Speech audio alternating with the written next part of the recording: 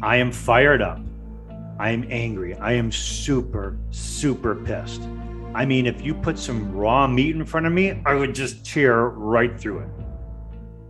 That's how pissed I am. My name is Neil Rockhind. My nickname is the Rockweiler for my aggressive, no holds barred style of courtroom lawyering. And this is a special bonus edition episode of the Killer Cross Examination podcast. And it's about breath tests and breathalyzers. So if you know anybody that's ever gone through or taken a breath test or a breathalyzer, pay attention. Listen up. It's going to be a short episode. It's going to be a brief episode. This episode is completely off the cuff. So if I stop and start at certain points, understand that I've not practiced this. I haven't practiced talking to you about this.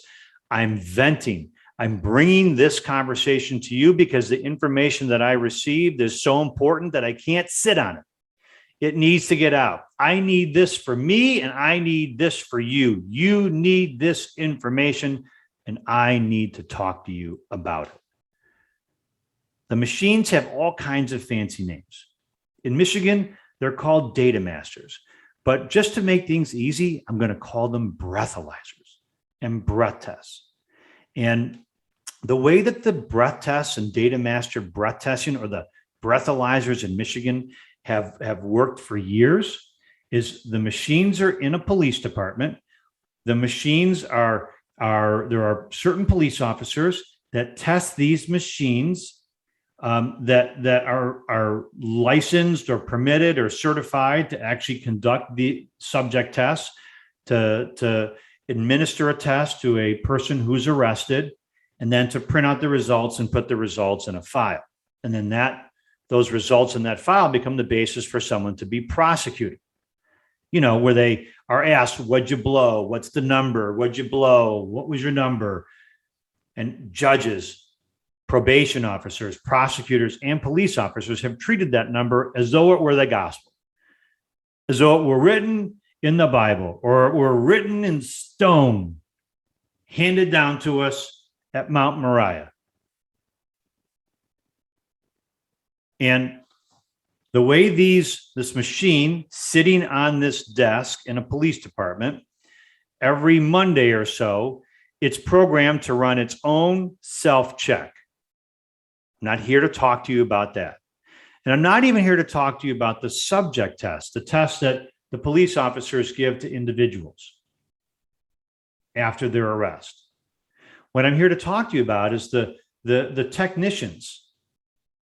The technicians who worked for a company who were licensed by the state and had a contract with the state to come in and actually do timely certification accuracy checks.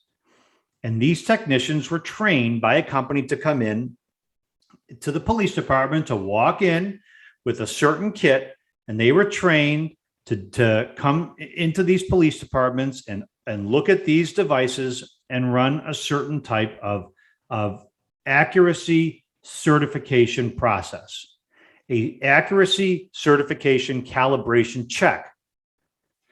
The state of Michigan requires it. Michigan law requires it.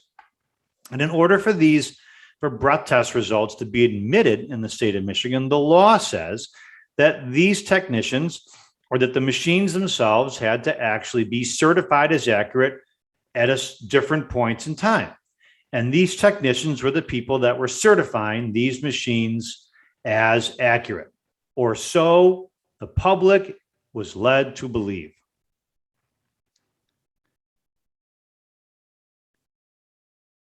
Two of these technicians were charged with fraud. They were charged with fraud in actually certifying and preparing and writing about and reporting the accuracy of these machines. Two of these technicians were charged with committing fraud by claiming that these machines had been properly certified and their accuracy verified when the machines had not been properly certified as accurate. and these technicians were charged with crimes. And the company that employed these technicians was fired. And the state police took it upon themselves to do the certification and maintenance of these machines on their own. And the person who is the center of the effort to continue to admit data master results, breathalyzer results in court, despite the fraud, despite the fact that these technicians have been fired, despite the incompetence of the technicians, was an expert who was brought in to run the Michigan State Police, basically the breath alcohol technical leader. He is an expert witness who has testified hundreds of times.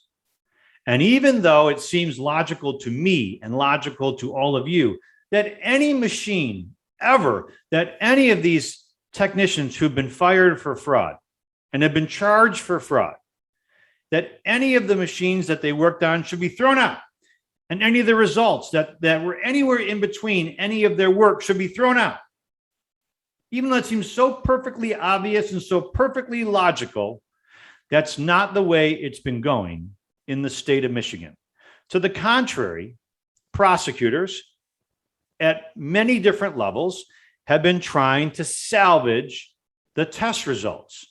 So even though if you look at a list of, and it contains certifications on one day and then another day, even though those certifications were done by a person who has subsequently been identified and charged as having committed fraud, or who was accused of committing fraud, and whose conduct was the product of this entire massive state police investigation, and in part the firing, the termination of the company they worked for, even though their name still appears on this sheet, even though it still says their name, and even though their name gets mentioned in court as the person that is supposed to have done the work to certify the accuracy of these machines,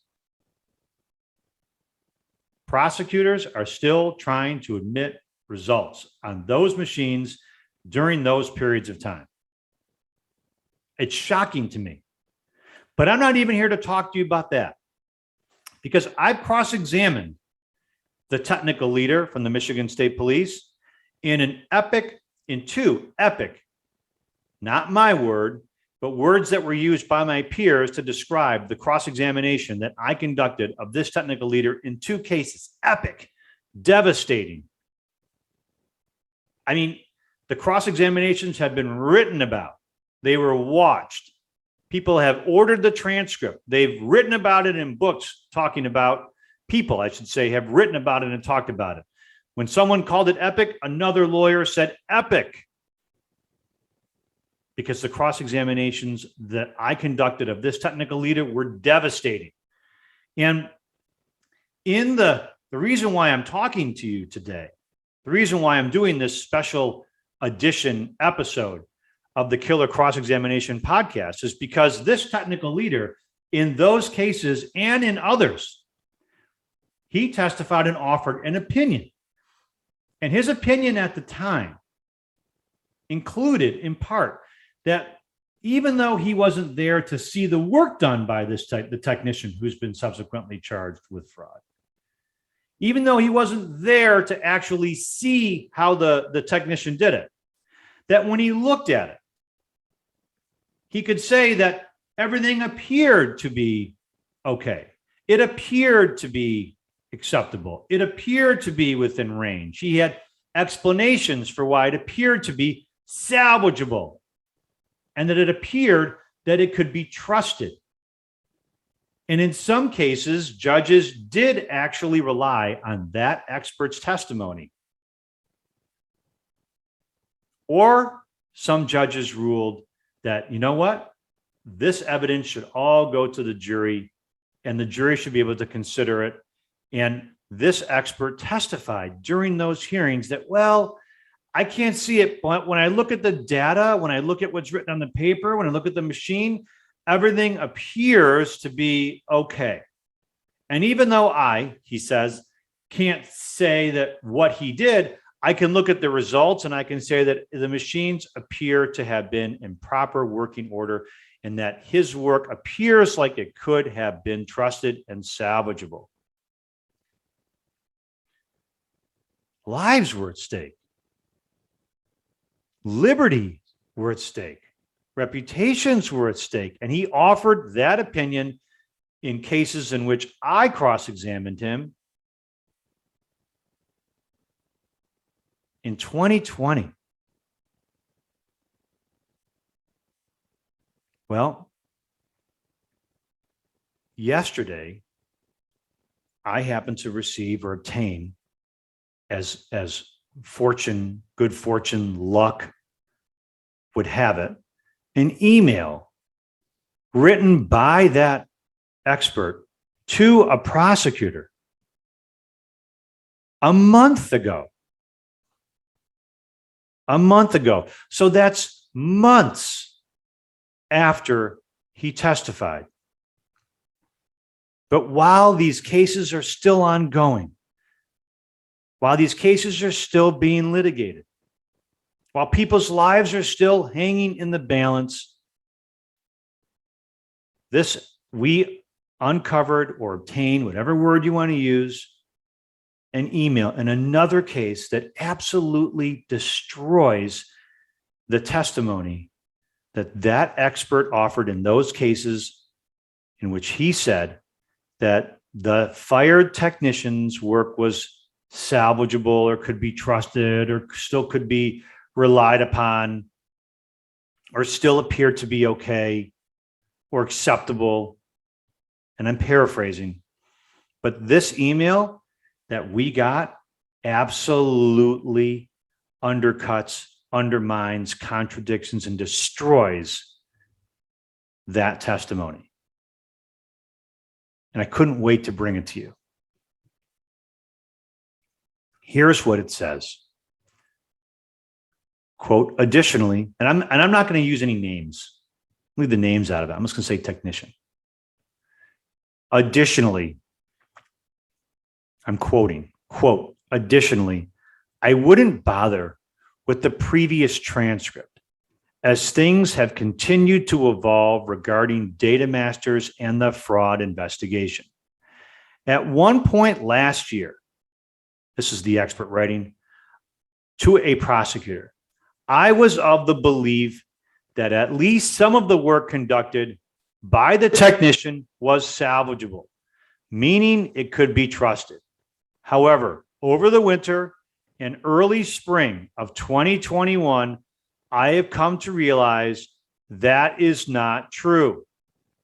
Thus, if your case involves any data master inspection conducted by this technician, fall 2018 to January 2020, then my opinion is that at least some of the information recorded by the technician is suspect. Additionally, it is my opinion that there is probably even more nefarious acts conducted by the technician that we know of. What we know of. Probably not the best news for you, but I'm afraid things are still being learned. New thoughts and theories keep surfacing while I've reviewed data and talked with various people since this first became known to MSP, which means the Michigan State Police, end quote. What the actual fuck?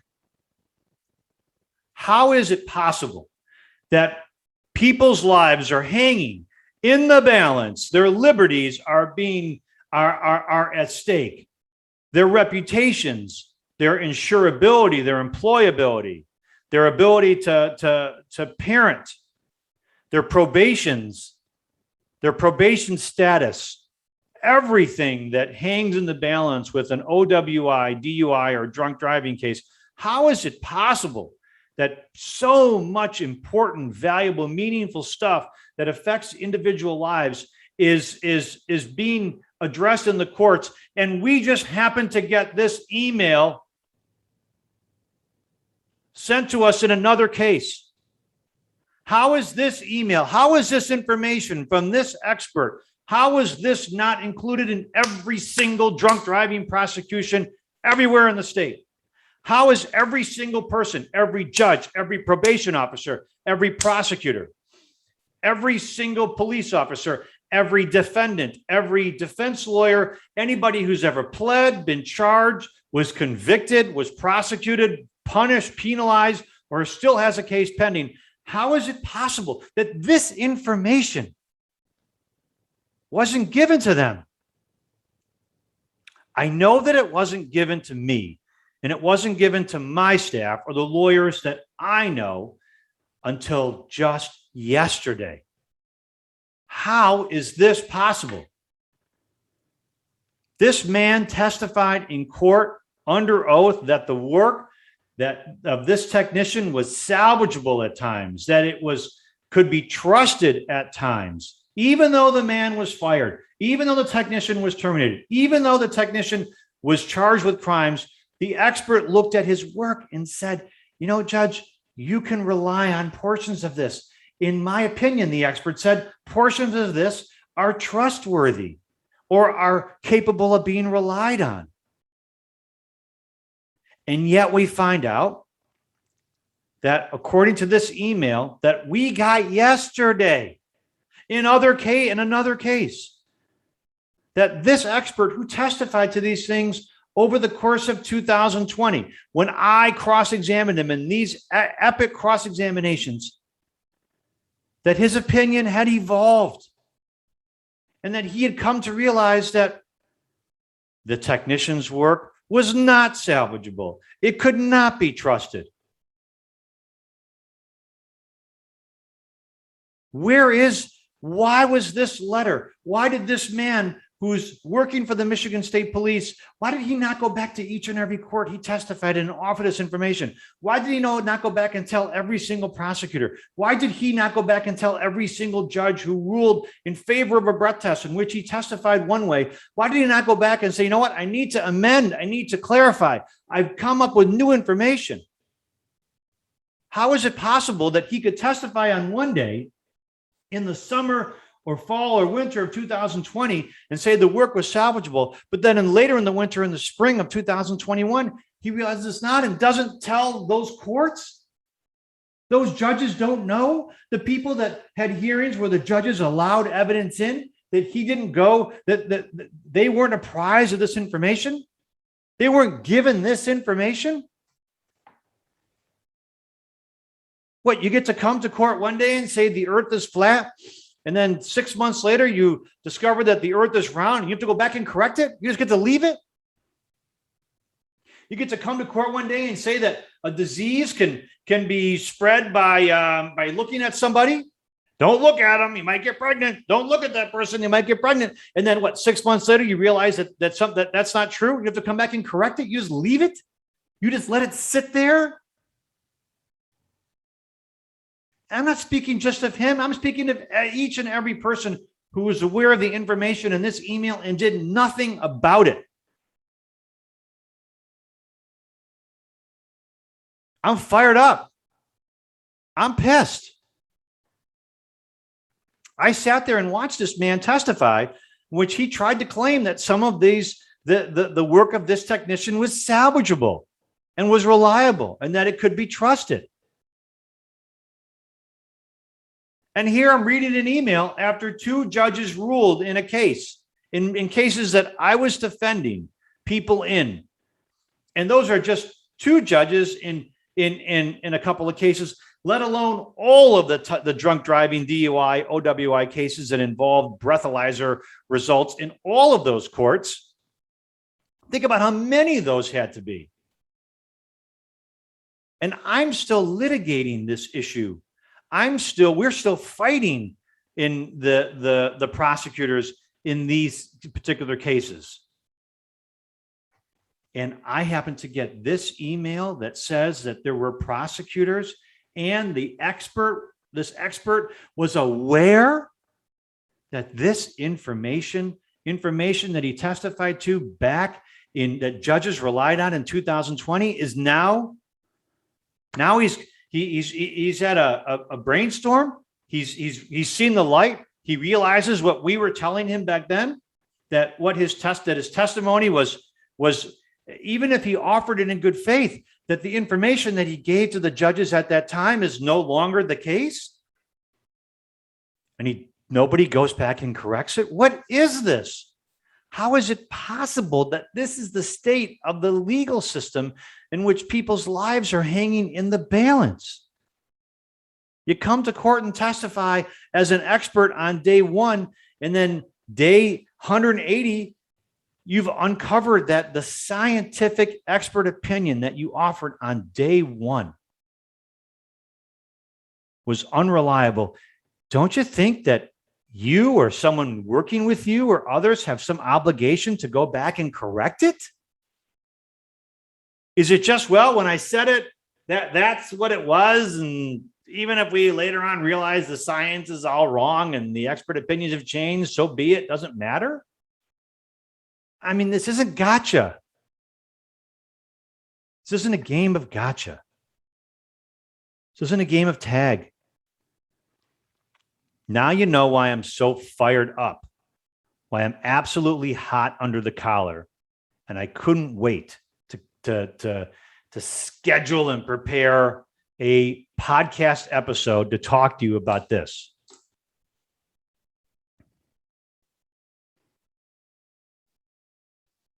You come to court and you offer an opinion as an expert witness, and you say to a judge under oath or to a jury under oath that this is the expert opinion based on the science, and subsequently you learn that your expert opinion is incorrect or wrong, you subsequently learn that the science underlying your expert testimony that judges gave you or the judges relied on, that you gave the judges or juries, is wrong. Doesn't somebody have to go back and make the judges, the defendants, the citizens, the lawyers, the juries aware of it? Well, in part, that's what I'm trying to do here on this podcast. That's what I'm trying to do right here and right now.